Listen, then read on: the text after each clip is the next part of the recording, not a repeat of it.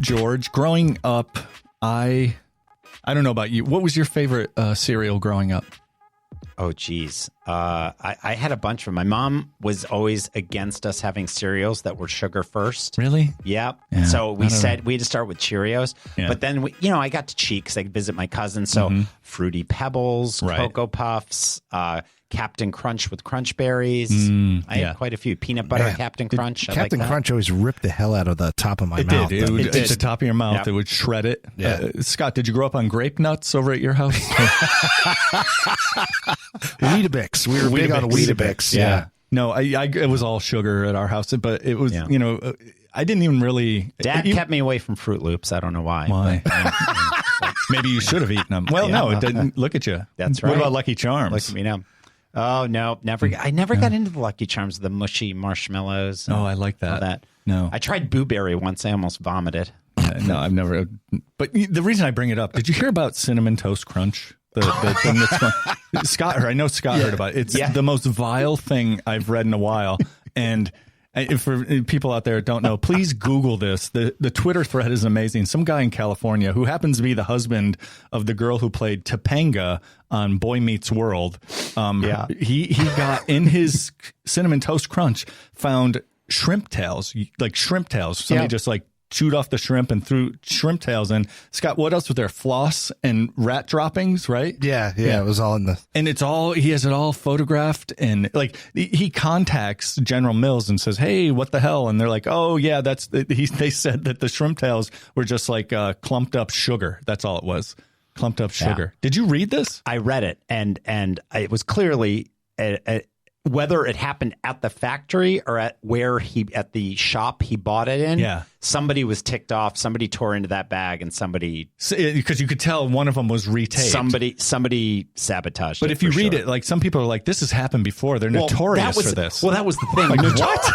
Like General Mills is notorious for this. That's what I was like. You gotta be kidding! It's like me. You want to stay away. Like these cereals aren't. If they aren't bad enough for you, now you're finding shrimp tails and floss and rat droppings. Well, the fact that somebody was just angry enough to I'll to show do them. Yeah. What do they do? Bring in some shrimp and have it in their pocket and then gnaw it off. Here's the thing: you have to wonder, like, where do you get the idea for shrimp tails? To go into Cinnamon Toast because Crunch? It's pretty gross. Like it is. Think I guess. About it. I don't know. Anyway, that was I don't really have much more to say. I mean, it's disgusting. Go Google it. If you haven't, you'll be blown away. You got to read the whole Twitter feed. It's absolutely amazing just about what people are saying back to this guy. And his ex-girlfriend's chiming in. Yeah, she chimed in. Some doctor who studies fish. Those are definitely shrimp tails. Yeah, we can tell. That's not sugar.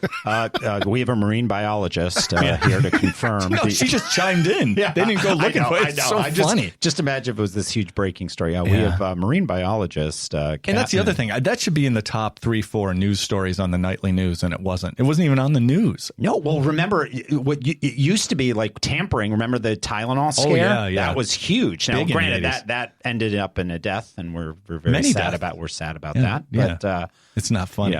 No, it's not. It would have been funny if it was shrimp tails in the Tylenol. Well, yeah, it could have been interesting. Yeah.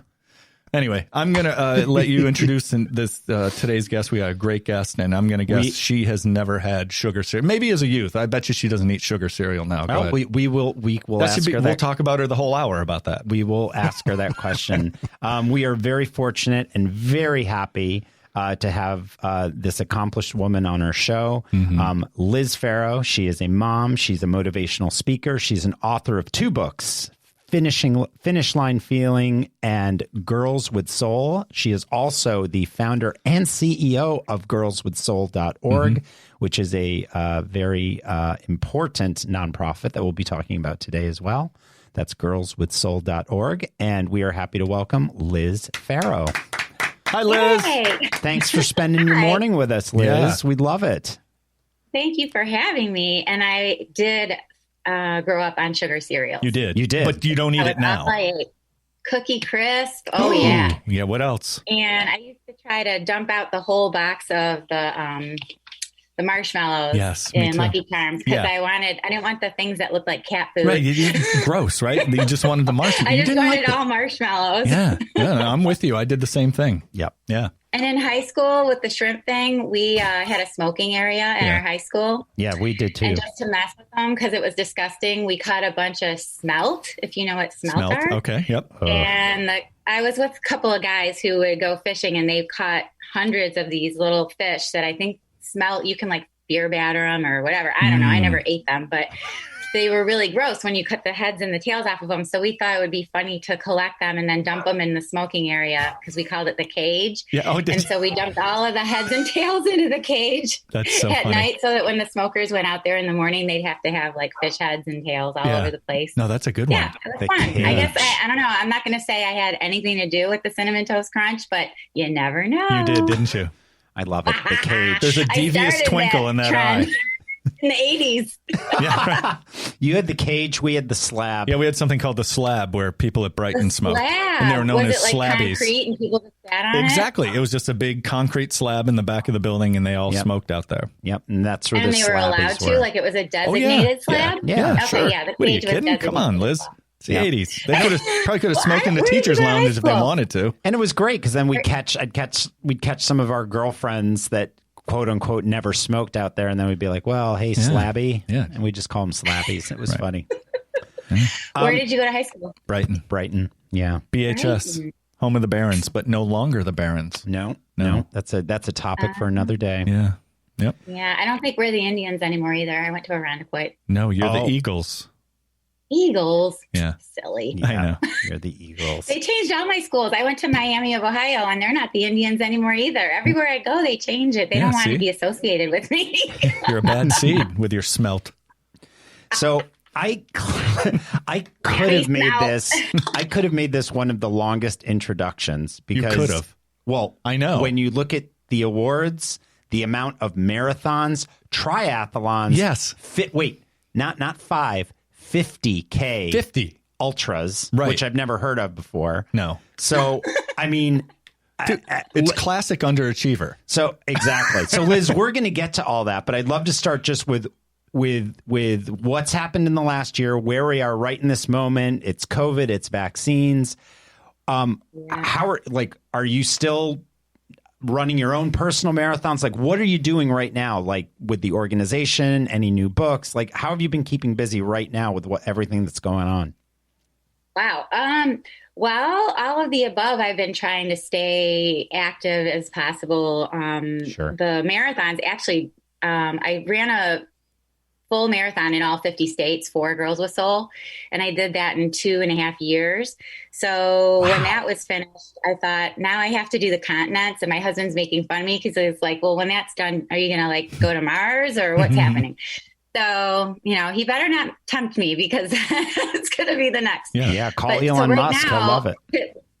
Sitting here right now, I shouldn't even be here. I'm supposed to be in Antarctica doing the Antarctica Yeah, I read Marathon. that. Yeah. You're supposed to be in Antarctica. That's They canceled right. that. So I'm doing it next year. They canceled it because of COVID. But once I complete that, I'll only have South America and Australia left, and I'll have all 7 continents finished. God, that's impressive. So that's what I'm working on right now in terms of the marathons for Girls with Soul. And I have to be since I run the organization by myself and it's a really small organization, I have to be creative with the fundraising. So that's kind of where this all took off with running the Great Wall of China was a popular one when I did that. And Oh my gosh. I'm just running all over the place. So that's how I do that part of it. And actually programs are just now starting to get back into full swing. And I'm working with kids in high schools, middle schools, and a residential treatment center right now. And also a brand new empowerment center for girls that's opening in downtown Cleveland. So I'm going to be working Downtown there. Cleveland. Okay. Yeah, I'm so excited about it. So that's kind of that. And the other thing that's super new is I have an additional book that's coming out in May. The first 2 that you had introduced, George, were, they're really associated with the organization. Yes. And they're both nonfiction. This is my first go at a work of fiction. So it's called Chameleon Girl, and it has really nothing to do with Girls with Soul. Yeah.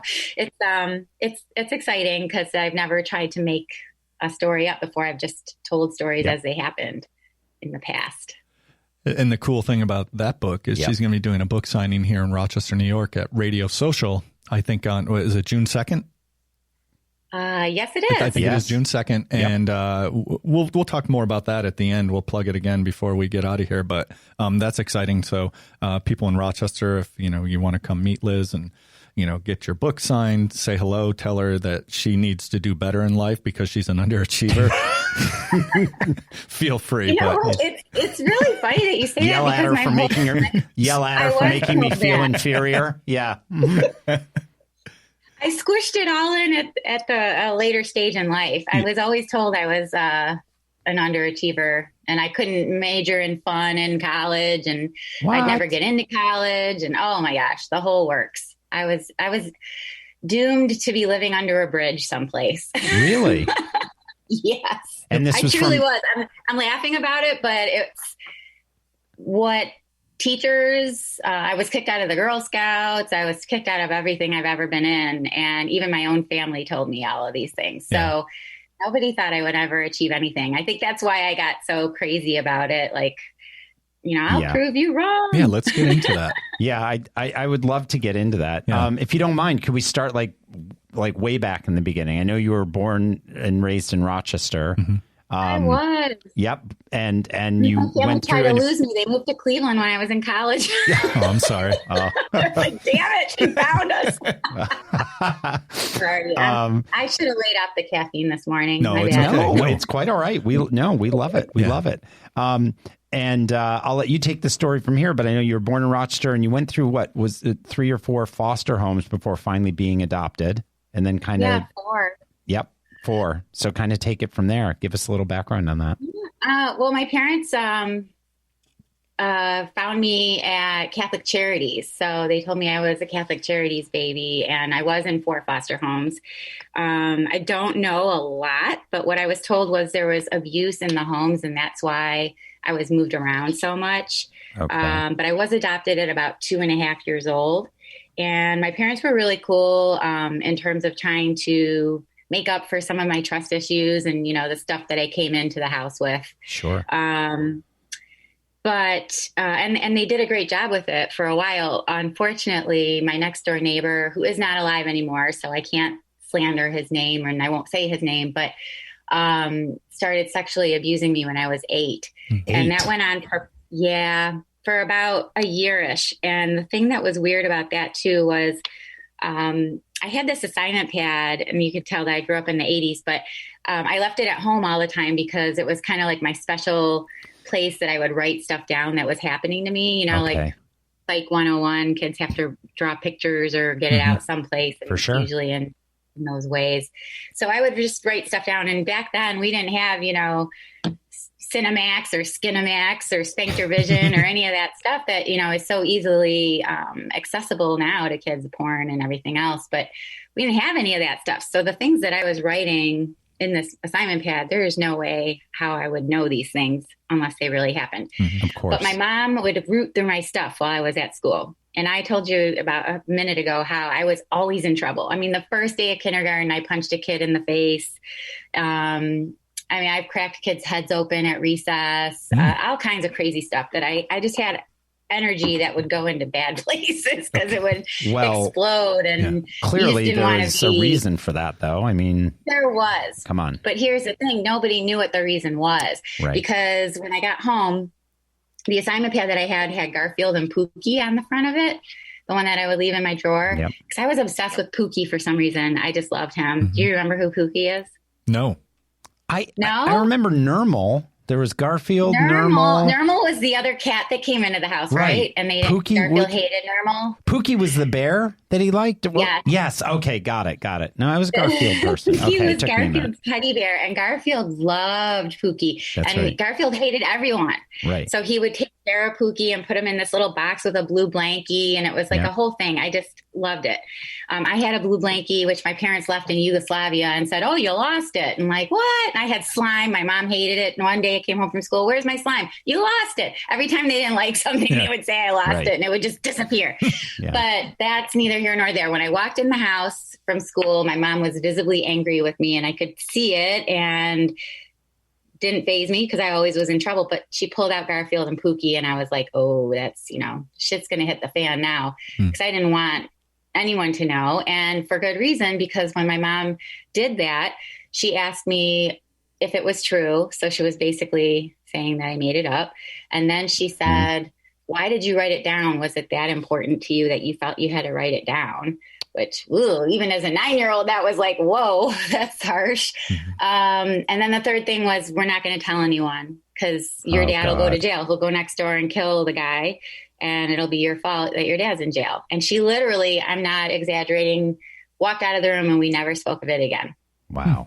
So I had to deal with all of that again. Like I already had my issues and I've never worried too much about those from the adoption and all of that stuff. But then when you put that on top of it, I really had some stuff, baggage that I had to deal with as a kid. And so I think saying it, I had all these things and they're understandable in terms of issues. They were to me and maybe to my mom. I don't know. She pretended it didn't happen.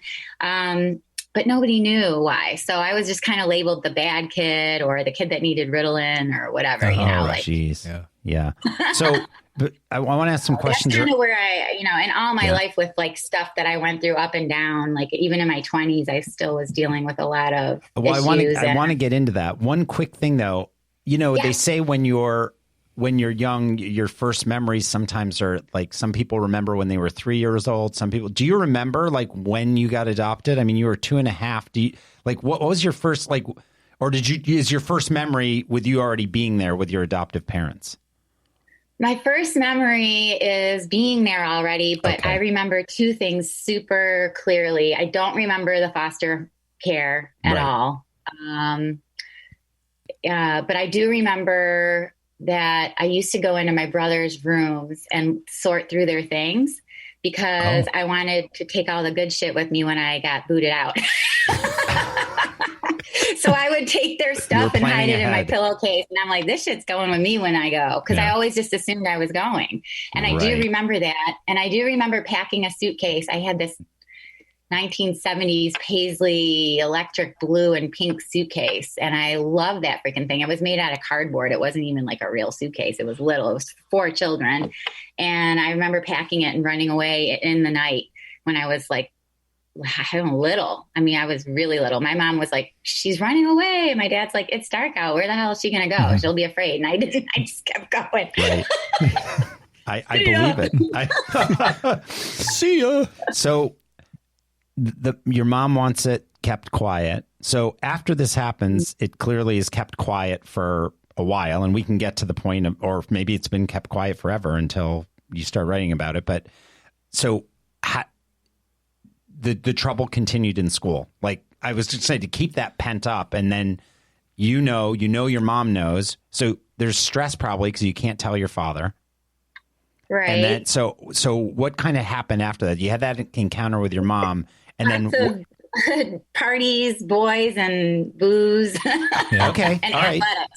The only thing that kept me halfway normal was being on swim team and track and all the stuff that I did. And which sport was it? Swimming? Like, what was the sport? Like, what was that energy that you felt? So it was swimming, and swimming. You're like, hey, I feel good doing this, and that kind of. Oh my God! It was the only time I felt halfway normal, but also clean. Like, there's something about the chlorine that just made me feel like I was okay because I felt so gross. Like, I blamed everything on myself and felt dirty and ugly and all kinds of stuff.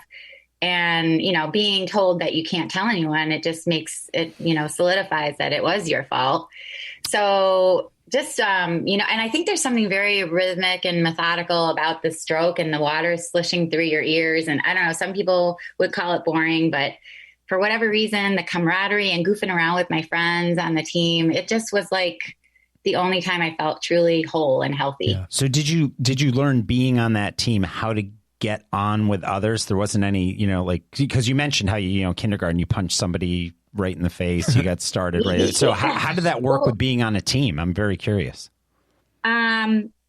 I wouldn't say I was the best team member, but I was a good friend. Like, people thought I was funny. The kids thought I was hilarious because why weren't you the best team member though? Like, what was going on about anything? What? Why weren't you the best team member though? What was going on there? I think I just, it was, I think I was a good team member in the fact that, let's put it this way. I wouldn't be a good team member in other team sports because you have to work together with others when you're performing. Okay. But when you're on a swim team or a running team, you are part of a team, but every time you do something, solo it's performance, individual contribution. Got it. So the individual contribution, being able to use my explosiveness in maybe, the workouts or the performance in a meet ended up being okay. But so I meant in that way, I don't think I do well I didn't in the past. I didn't do well with team members because if I got mad, I didn't know at that time. I've ridden the dragon a long time now. And so I've learned how to do it. But when I got mad, I couldn't hold it back. I was either 0 or 150 on the anger scale. There is no in between. That's not so good. you don't do well on a team like that. No, you don't. That isn't good. Plus, I was always talking and always had energy and always crazy. And the coach would go nuts. He was always yelling at me, breaking kickboards over the starting block, telling me to be quiet. Like, I was just, disruptive. Disruptive.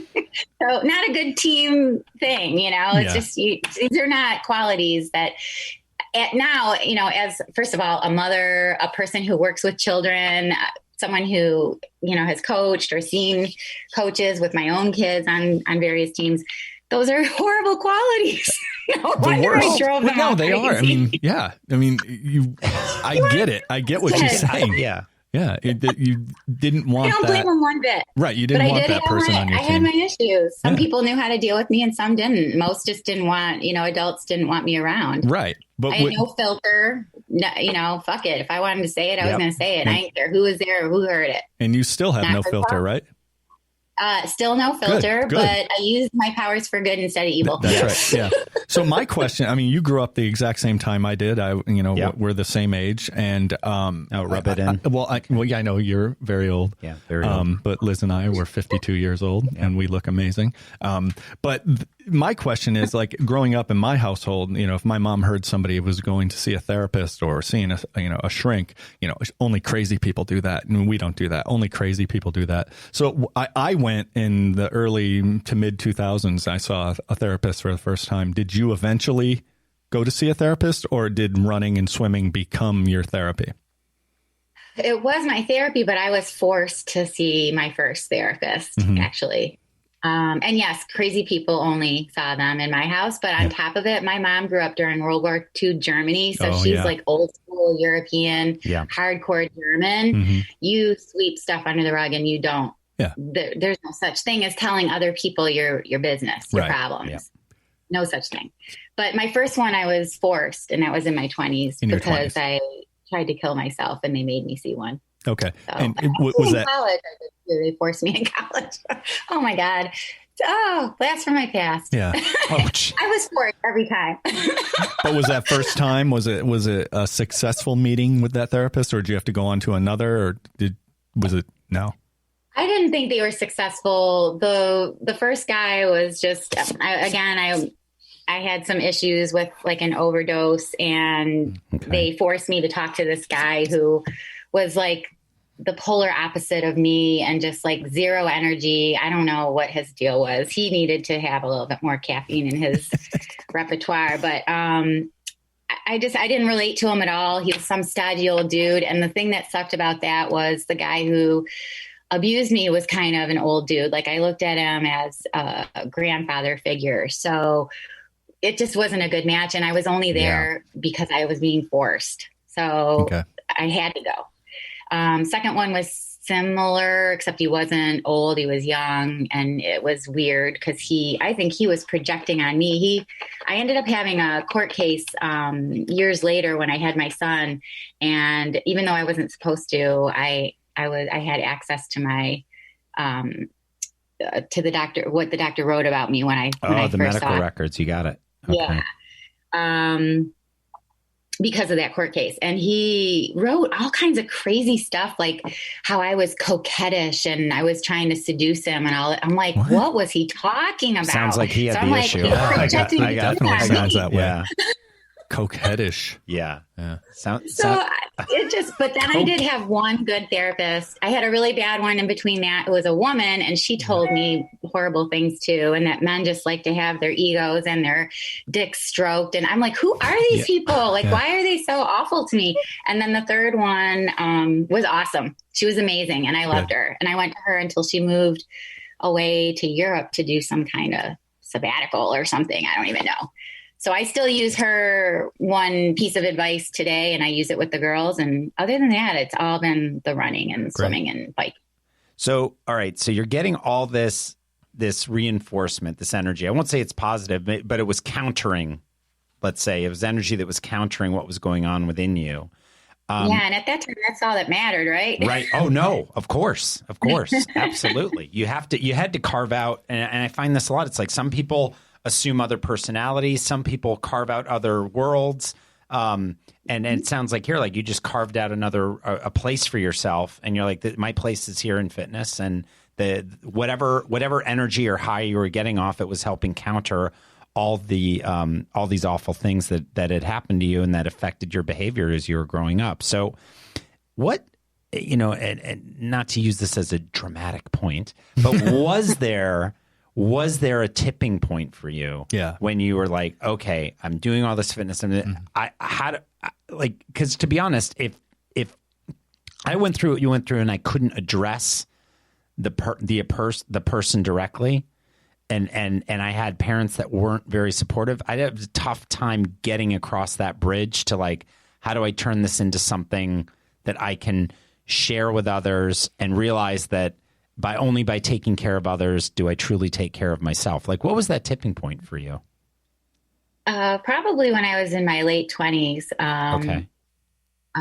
Because at that point of my life, again, my mom, we had never spoken of it again, but I figured my mom must have said something to my dad. You just figure she must have told him when they got old or whatever. I don't know. But I tried to kill myself when I was 25. And after they pumped my stomach in the hospital and I came home, my dad sat me down at the dining room table. That was where we had all our important discussions in their house. Yep. And my mom was sitting there too.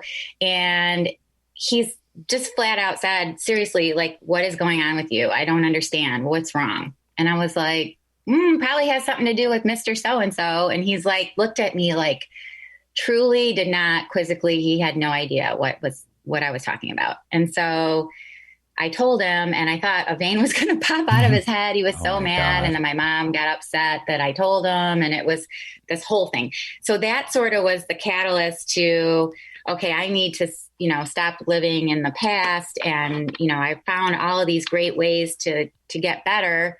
Yep. And then I had my son just under 30. I was 29 when I had him, and he pretty much changed my life in terms of, okay, now I have to do what's right for somebody else. And it takes the focus off of me now. And that was combined with the fact that I wasn't going to live in the past anymore. I was only going to move forward. I would say those two things were the tipping point to, why am I not taking all of these things? I'm now in a place in my life where I'm able to do it. I'm quote unquote healed. I mean, you're never 100%, I guess. No, but nobody is. As good as I'm ever going to be, where I can speak of it, I can help other people. Yep. I don't feel like I can't even help myself. Now I can help others. Why am I not putting something together that could get girls out of a dark place much faster than 25 years old or 30 years old? That's right. So that's where Girls with Soul came from. And I'm like, I'm going to try it. And if it fizzles away and I only help one kid, then I still did something cool. And it has not fizzled away, and it's 12 years later. Oh gosh, no. And when I think back on, what that discussion with your parents must have been like, that must have caused a little bit of a rift with mom and dad. Cause I know if my partner had kept something like that secret from me for, oh my God, yeah. Since, something happened to my child at 8 years old, especially that. And then, I definitely am going to have a problem with that. Yeah.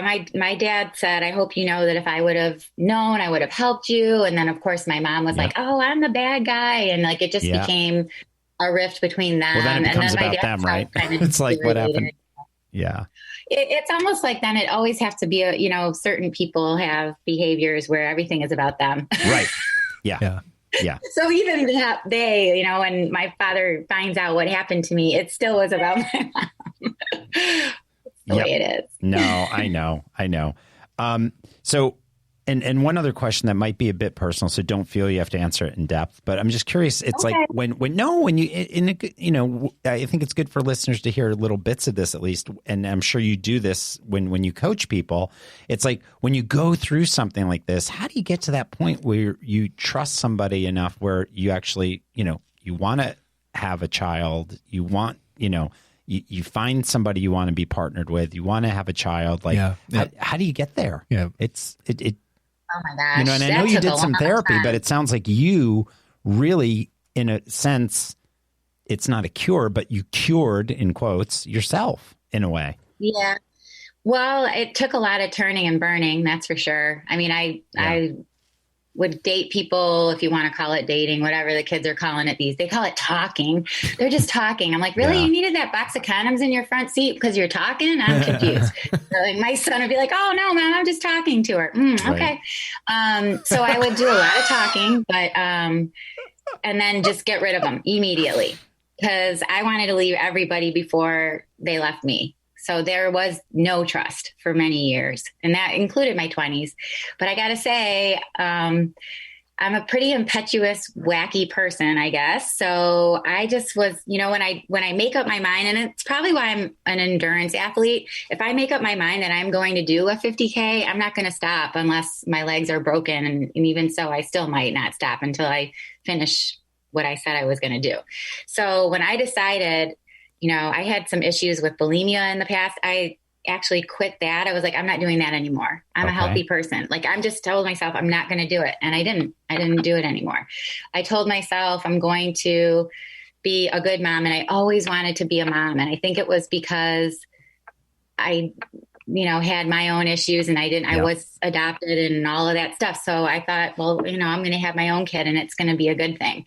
I'm not going to do any of the things my mom did to me. So I wouldn't say that healing in and of finally itself. Trusted my first husband, but I trusted him enough to have a baby with. But we met and we got married 2.5 weeks later in Vegas. Oh wow! So you did the Vegas. So we didn't. I wouldn't say that I was like all that great in terms of like getting to know the person. But when I decided, okay, I'm going to have one before I'm 30, a baby that is, not a husband. He seemed nice. He thought going to Vegas would be a great idea as well. So I told my parents I was going to a wedding in Vegas and I just forgot to tell them that it was my wedding. Right. So anyway, I think honestly, it sounds terrible. But the way I feel healed and the way I do things is I totally have to get to the point where I go through all of the shit and all the bad things. And then once I've totally exhausted all of that, I make up my mind. I'm not doing that anymore. And I don't, and it's done. That sounds shitty or whatever, but no, I don't know. I've always been like that. Like I'm that person. And this is actually, it can be a bad quality too. If I'm done with you, I'm done with you. And I'll just never talk to you again. That's a great quality. It is. No, I agree. Don't you, George? Like if you're done with somebody, bye. If they cross you or burn you, I totally agree. Yeah. I mean, they'll have a point to where I'll allow it or I'll give them a chance to fix it.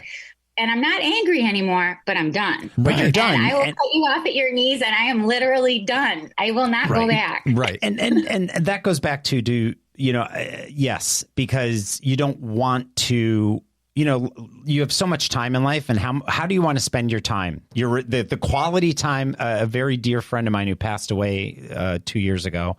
always say, like, it's all about the quality time you have remaining and how do you want to spend that time and with who. So yes, I agree with both of you. Like once you, like, we're too old for this. Like once this happens, it's like, right. It's like if even a small betrayal, it's like, I don't have to cut you off, but my friendship with you is going to change fundamentally. The fundamentals of our friendship have now changed. So therefore, yes, I can wish you a happy birthday. I can do all these wonderful things, but the camaraderie, what we had there probably isn't there anymore. And it's not that there's never a way back, but you have to make that conscious choice. Like quality time remaining, how and who do I want to spend it with? But I think those like cut it off at the knees type of mentality, some people just don't have it. No. You know, like they'll still they won't even do the arm's length. They'll keep letting the person in. Right. And I think that's also very close to behaviors. So you're going to keep finding reasons why, oh, well, it's a celebration. I'm just going to do it this one more time, or it's whatever. I had to make the conscious choice. Like, I'm not going to live that way anymore. Absolutely. And I just didn't do it anymore. So I think that mindset is very similar in both arenas. And I love what you said about being an endurance athlete. You're going to finish what you say you're going to do. And even beyond finishing, you're going to do what you say you're going to do. And I think that was probably the hugest lesson my dad ever taught me. And I don't know how you guys feel about this, but I feel like it's not, I mean, I'm 52, but people just aren't like that anymore. They'll say they're going to do something, and if they don't do it, who cares? Or it's always just it says, I could maybe help out with it. There's the maybes. Maybe I could do that, or there's no definition. Or they say they're going to, and then they don't, and you're like, what? Why did you say it? Or why did you seek me out, ask me to help, and then not show up? I don't get it. Yeah, I the didn't seek you ghosting, right? out. The ghosting. That's the kids. Yeah. The kids love to call it ghosting. There's an actual term for it. So it makes it okay. Yeah. I know, right?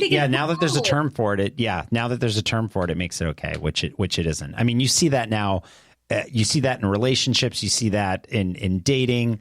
You see it in job interviews. You could interview for jobs and they ghost you. You see it so often that it's actually surprising when somebody isn't that way. And I think that's kind of a bummer. You know, you're like, really? Oh my gosh, it should be the other way around. You should be surprised when someone does ghost you or just doesn't follow through. Right. Anyway, it's just I guess it's something my dad instilled in me that actually, worked. That's a good thing. Yeah, for him. And so you leverage this with through your organization and coaching. Like, I'd love to hear more what you do with the young women and how that kind of got started. And where it is today, because I'm a very big superhero fan, and we'll get into that. I'll get into that with you in a little bit, because I did, that the Girls with Soul book, that there was something around the building and construction that kind of resonated with me. So I want to talk to you about that. Cool. But I'd love to hear, I'd just love to hear, like, how did you just found this and just get it started? Well, it was the height of the recession. So, it was completely normal to try to open a brand nonprofit. Perfect. Your timing is 2009, excellent. Everybody's shutting their doors and here's crazy me. Oh, I'm going to start a new thing. But again, I was called crazy my whole life. It didn't bother me at all. So, our mission, I really, honestly, the first thing I thought, was, obviously researched if anyone was doing something like this, and there wasn't anything that included the fitness component. It was always empowerment and talking and circle, conversations, guided conversations, but no female empowerment through movement. And so I thought, well, this is what I'm going to do. So I decided our mission was going to be to use fitness and wellness programs and like projects and guided conversations to empower the girls in mind, body, and soul who have experienced abuse of any kind or who are at risk. And I set out a net and asked a bunch of people who I knew if they wanted to be on my board, because you can't have a nonprofit 501c3 without a board. And some of my friends were like, you've mentioned this. I'm one of those people, if I say it, I've been thinking about it for a long time, and then boom, all of a sudden it's done. Right. And it kind of freaks people out because they're like, what? I didn't know you really wanted to do this. But they were like, oh, you were serious? I'm like, yeah, I'm serious. So we started selling T-shirts. I had an event to raise some money. And then it was kind of like, the old school movies with the raincoat, and the guy would have the watches down at the dock and be like, want to buy a watch? Well, I was like, psst. You want programs? Yeah. I know you want programs. Yeah. I got programs. So I started going to places where social workers would get, accreditation, and they could renew their CCUs and stuff like that. And sure. Just started telling people about it and reaching out to schools. And before you knew it, I had 1 or 2 locations, and I would bring the programs to the girls directly where they are, because I found out I think I was very naive. I was very involved in the fitness world in terms of being a group exercise instructor and, in running clubs and all kinds of stuff over the years, a triathlete. So I thought, I have all these ins with gyms. This is going to be great. Well, no, it's really not, because the kids don't have any. First of all, they don't know what Girls with Soul is. They're not going to make their way to a building that they've never been to. And then how are they going to get there if they're in inner city and, you've got a suburban gym? So I'm like, oh my gosh, what is wrong with me? I have to, it's like Meals on Wheels now. I got to take the programs to them. And that's how it just organically evolved. It was pretty cool. Like, even the first group of girls I worked with, one was a foster care child who was wearing Heelys. Do you remember what Heelys are? Those shoes? Yep. So she had Heelys that were a hand-me-down from a foster brother, and she took the wheels out of them, and those were her shoes. And it was the only shoes she had. And I was like, oh my God, hon, no, you're going to get hurt. This is dangerous to be trying to run around. I mean, think of the sole in that shoe. Yeah. It's like so unforgiving. So I was like, I'm going to get you shoes. And it just stemmed from there. Well, now, again, I was naive. You think everybody has a sports bra, knows how to use a sports bra, has proper shoes, that they're not going to get hurt. No, they didn't. So that became part of the programming too. I raise money. They get free running shoes, free sports bra. They'll get clothing because they don't have these things. So we just started bringing them to them. That's great. So it's pretty cool to see them change too. Like that part of it's the best part. Yeah. So with these programs, you're bringing them coping mechanisms, correct? Is that it's part of it? Yeah, it's basically tools and coping mechanisms. So what is it about? And besides the obvious, like, what is it about, like, exercise that makes people feel accomplished? What is it?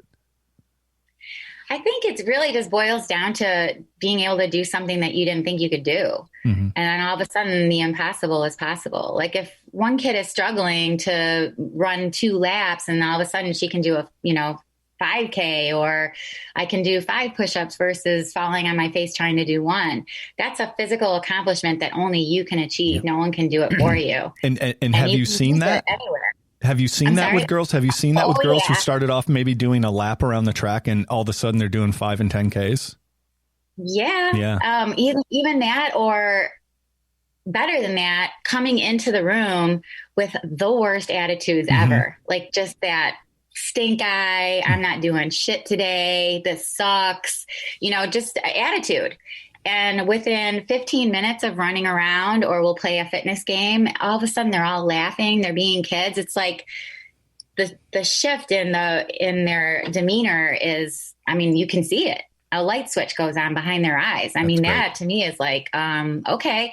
But if they had just sat down on the floor and we started talking, that light switch wasn't going to go on. Right. They weren't going to start laughing. You have to actually move your body and get that blood flowing and all that good stuff juiced up in your brain, the healthy drugs in your brain. It's just, there is nothing like it. You can try, but there isn't. Nope. I agree completely. And it's that, I like that focus more on I accomplished this and this personal best. Because the one thing, I am not a big sports guy. I'm not. I like to hike. I like to run. I like to do things. And yeah, I'm a team player at work. But the team sport thing, I always feel it's so much emphasis on who won, who lost. Why did they win? Oh, they're brilliant. Who was the best? And then who lost and why did they lose? What a bunch of losers. As opposed to you could you could be on a losing team, but have your own personal best. And that should make you feel great. Don't let the loss of the team overcome that. Yeah. And that's the thing with fitness in general. It is about hitting. I agree with you. It's about hitting your personal best. After I had COVID, I felt good when I can do 4 miles again. Like, for me, I was like, and there's something really empowering about that. Because you're like, oh my God, I have to start over again. That's right. I had a base level of fitness, and it's a little daunting to think, okay, now I got to start from scratch, but you did. Yeah. And you made it. And I made it. And that made me seem like, God forbid tomorrow I get a call from my financial advisor or whatever. And it's like, oh, guess what? You're at zero. Okay, well, it's going to suck. And, but you in your mind, know you can start over. Scott, that check's going to bounce. Things. And exactly. yeah.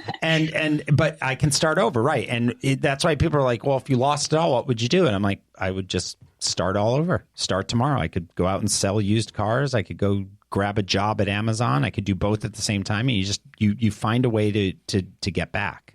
So I exactly. love that about what you do, how you do that with the young women and kind of give them that. And I know you've done a lot of motivational speaking as well. Yes. Around that. And I do want to talk a little more about the girl power and girls with soul and the superhero, because just to give you a quick background, the superhero thing for me, when I build teams, I do it around but I do it literally around the superhero, where I'll say like an executive team, you listen, teams should be diverse, no question about it. And superhero teams like the Avengers, for example, they're pretty diverse. You've got all different, you've gods and monsters and regular guys and women and technologists and what have you. But to me, it's like when I would build teams, I would say like, hey, every team needs an Iron Man. You need that techie, smart, kind of smarmy guy. Every team needs a Captain America, like, oh, they're too good to be true, but they know how to push through and pull the team together in a crisis. Like me. Yeah, like you.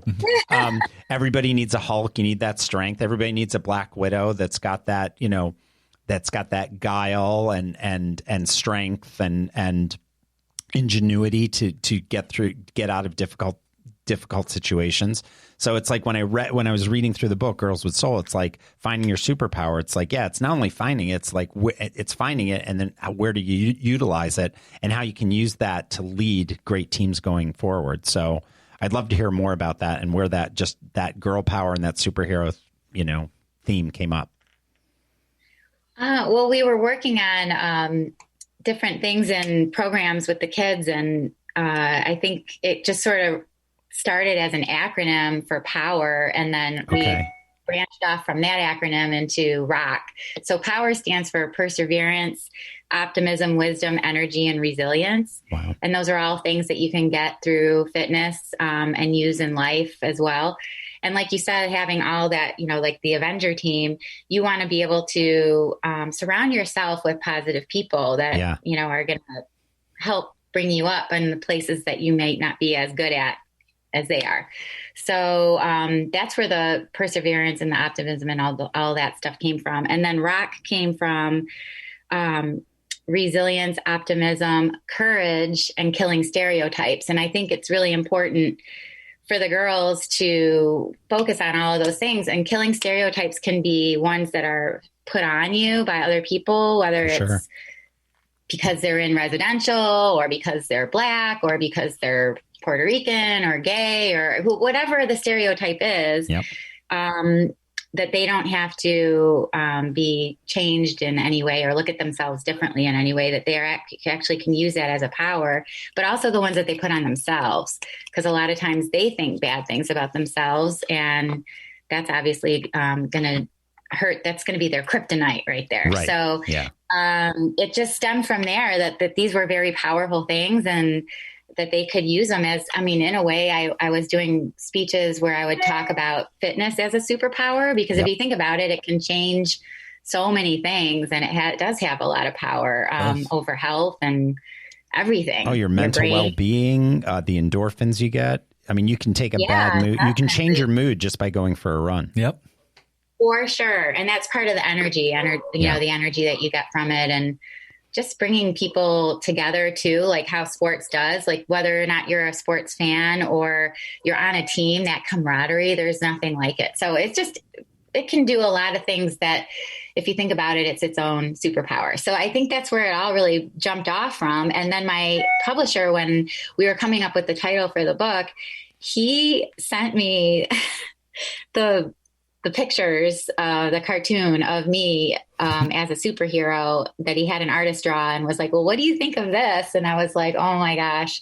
So now we use that in programs and the kids do, they cut the picture out of me with the cape or whatever. Capes are optional. And then they do an exercise where they say what, if they could change the world in any way, what they would do.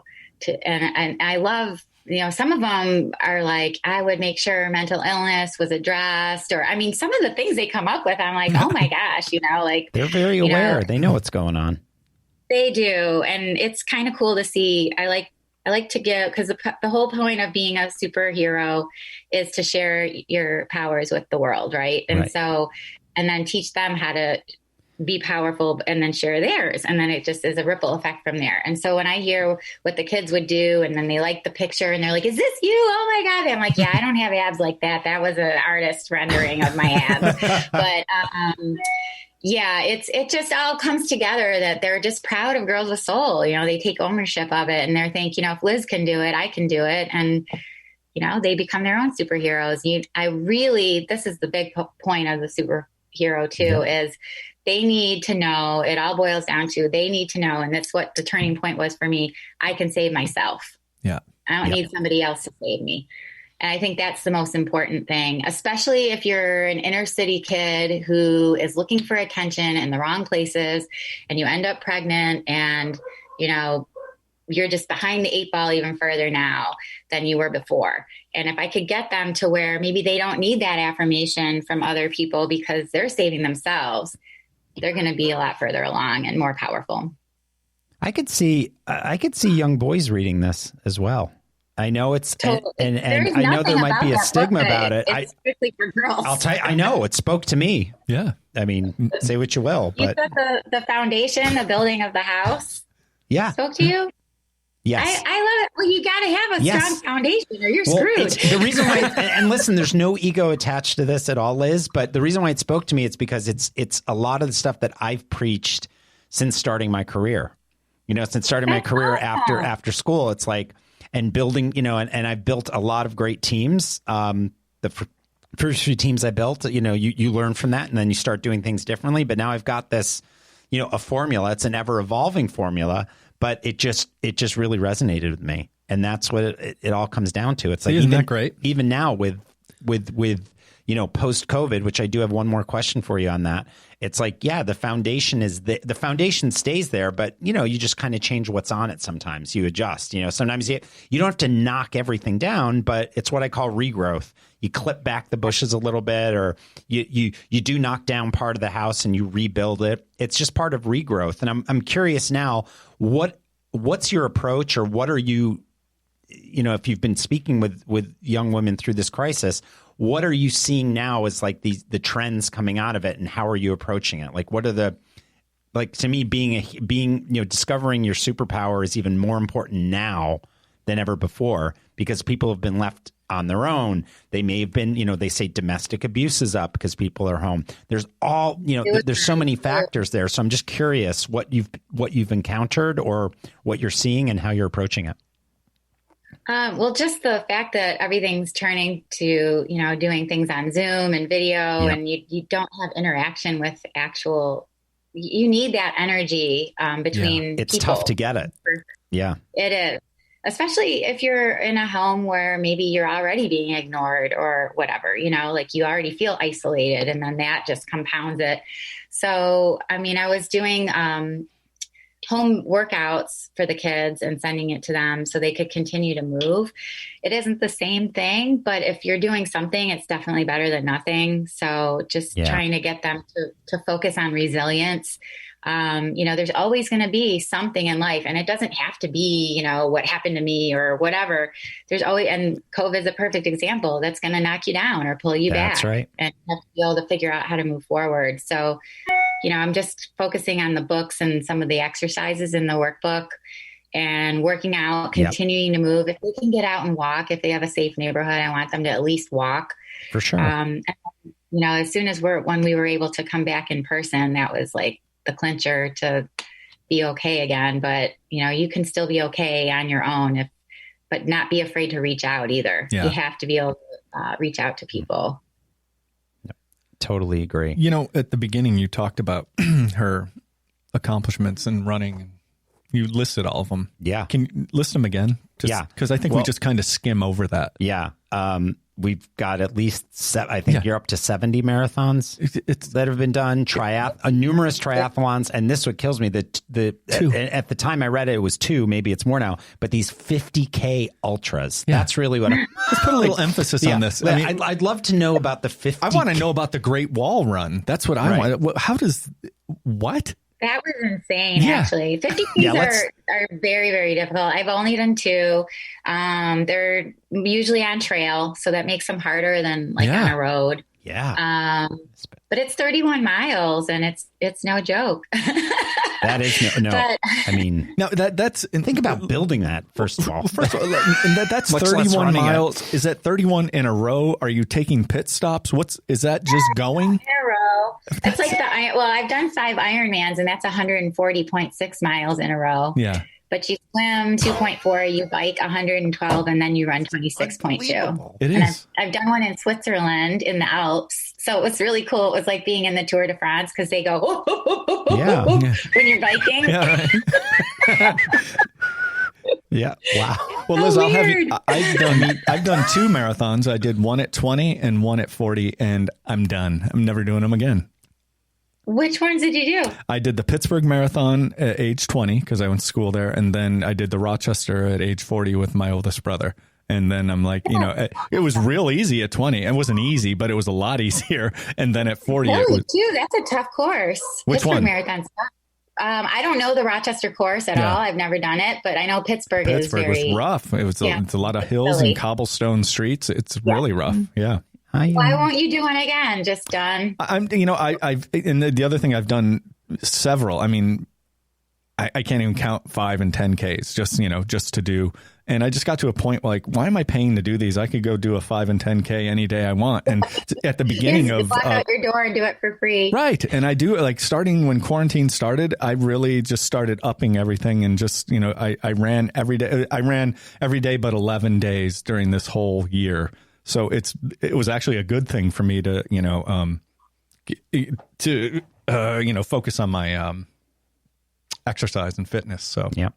That's cool. Yeah. It's funny that you say you were 2 and done. My husband was 1 and done. I actually met my I've been married to my current husband for 20 years, and we met at mile 3 of the Cleveland Marathon. Oh, really? Yeah, he came up to me. He was like, "Is this your first marathon?" I'm like, boy. "Oh my God, what a cheese dick. Holy crap." Cheese dick. Listen up, but then guys. I ended up marrying him 6 months later. Yeah. So there you go. And he never did one ever again. And I was like, I don't know if that's mission good or accomplished. Bad. Like, what happened last time I did that? I would have been like, mission accomplished. I got a great girl. I'm done. Yeah, but did he stay with you pace wise, or did you did you just like take off at that point? No, he did. He said he had to stay with me because he wanted to get my information. Yeah, because we didn't know each other. Smooth. So that would have been great if you just took off. Yeah. Just left him in the See dust. you, cheese dick. See you later. If you want my number, catch up. Bye. And just to see if he would have been huffing and puffing after you. But smooth. That's Todd and I just being sadistic. Yeah, he was actually hungover. It was a whole story. But, oh, really? Yeah. Oh, wow. Yeah. During his training, he didn't drink for like 3 months or something like that. But then the night before the race, he got plastered, got up, threw up. Oh my, what? Showed up for the race anyway. And I was talking to him while we were running, and he told me all this. And I'm like, here's the thing you're supposed to do. Go ahead and drink for those 3 months. But the night before the race, that's the night you don't drink, And I'm like, what a dummy. Yeah. Wow. But I'm a dummy because I married him. But no, I was out. Not at all. Not at all. Kidding. He's awesome. This is Liz. This has been. I'm just kidding. Let's talk just real quick about her new novel, the book she has. Yeah, that's what I wanted to ask about. It just as we wrap up. So this fiction, it's your first fiction, Chameleon Girl. And then what was the influence? I mean, is this influenced? Chameleon Girl does make me think of you based on what I know from you over the last, 45 minutes here. There are pieces of me in there. Yeah, so I was going to say, so give us the inspiration a little bit there and what it's about.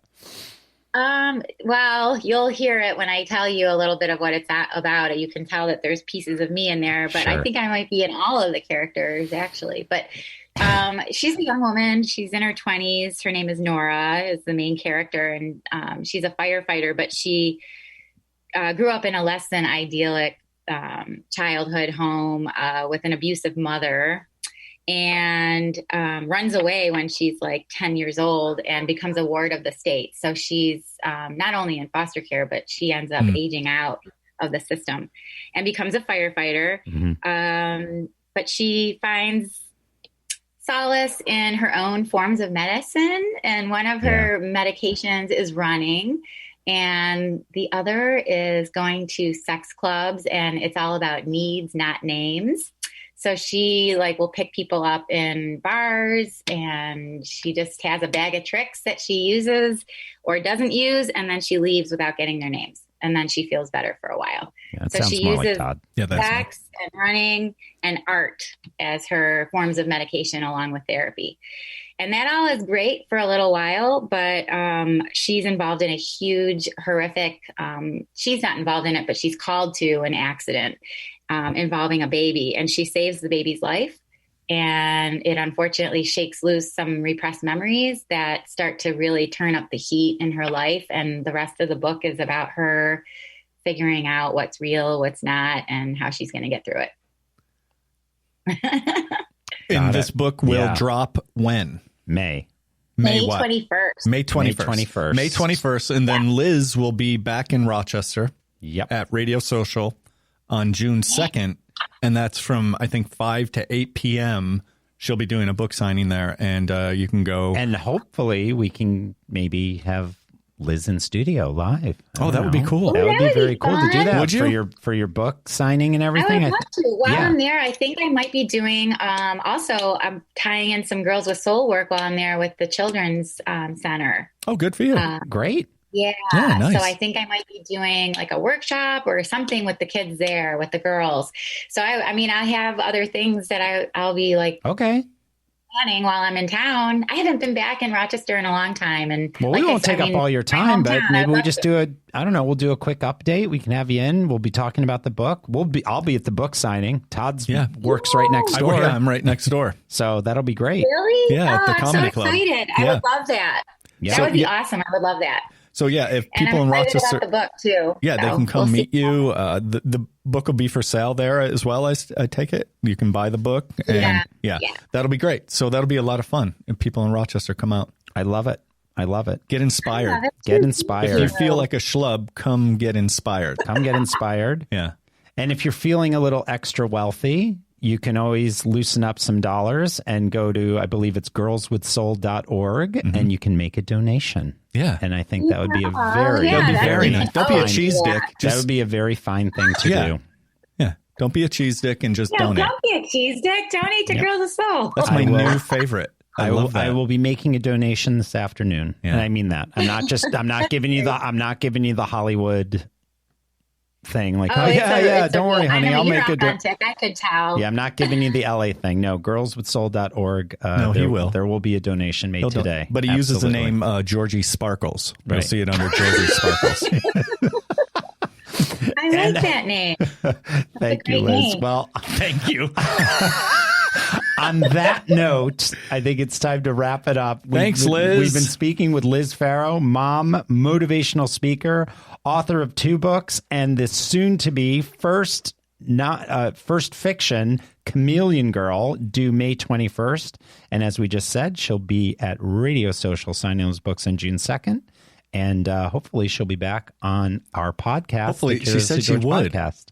She's not. Okay. Hopefully, that's the same thing. That's right. Maybe I will. No, that's right. Liz made a commitment. She committed. We have audio. Liz made a commitment. We have audio. We have proof. So Liz will be back to talk about the book in greater depth, and hopefully we can talk about some of the workshops you're going to be doing in town, and anything else that God knows what will be happening at that time. Maybe she'll go for a 3-mile run with us. But can you handle 3 miles, Liz? Let's do it. I think I can do that. She'll be done before we get started. I know, right? So we'll be like, we just stopped for breakfast. Like, I'm Yeah, Liz, honestly though, thanks, Liz. Inspiring. Thank you so much for your time today. And I just don't know how anybody can't learn something from the story you just told about yourself. Congratulations on everything.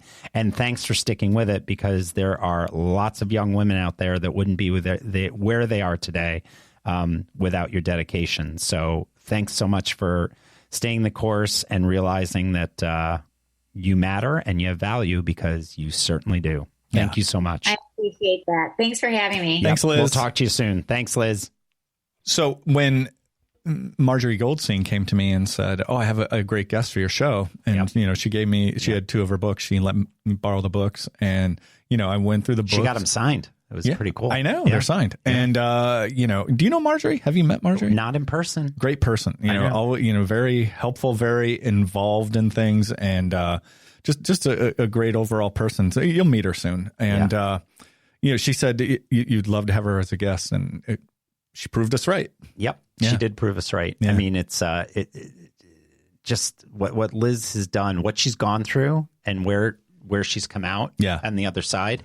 I don't know many people that would have the wherewithal to do it on their own. Mm-hmm. You could argue, there was some therapy and stuff in there like that, but there's so many people I know that have gotten through it, but they've gotten through it whether it's with a therapist, a coach. It's very rare that you find somebody that creates a world for themselves to heal, shield, and regrow, mm-hmm. literally regrowth, because she wasn't going to be that person that she was turning into. And it wasn't her fault that she was turning into that person. She literally found a world where she could be successful. She could get positive energy from, she could, try, it's always going to be there, but like she said, nothing's a cure all, but there was a way that she could cure herself to get out on the other side. And she did it. And to me, if more people could do that, think about how much better the world would be. It would be. Seriously. And I don't mean that, I know that sounds kind of florid, but it's the truth. But she she unleashed her inner superhero. Yep. Just like she says. Yep. So. Which I'm a huge fan of. Yeah. So incredible guest again. Love Say goodbye, George. I will say goodbye, George.